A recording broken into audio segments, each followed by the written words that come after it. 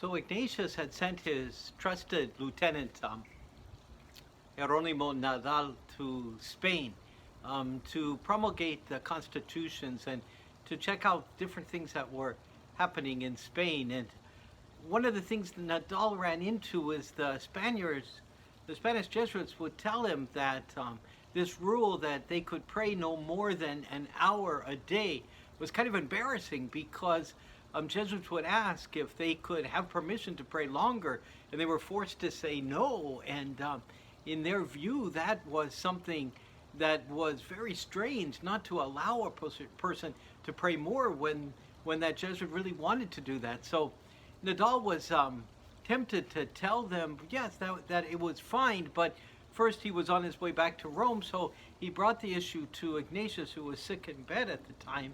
And when he mentioned, what the Jesuits wanted, and that, he was inclined to agree that they could pray more if they wanted to, Ignatius was quite upset and gave a very severe penance to Nadal, because he was so much against that. And what Ignatius would say is that that for someone who's mortified, that an hour of prayer was enough. In fact, 15 minutes was enough time for that person.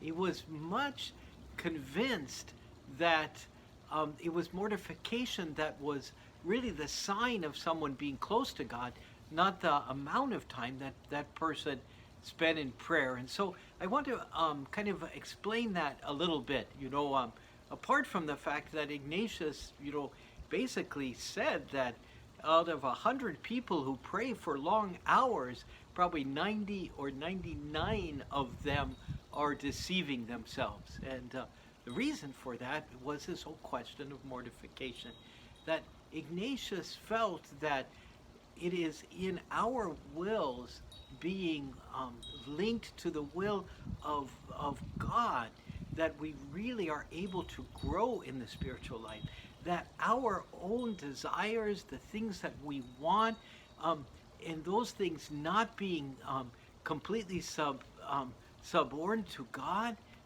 gets us into more trouble and keeps us separated from God. And so the real challenge for the spiritual life is to desire next to nothing but what God wants us to desire and what God desires for us. And that plays into prayer too, because Ignatius would say 15 minutes is enough for someone who's mortified. Why?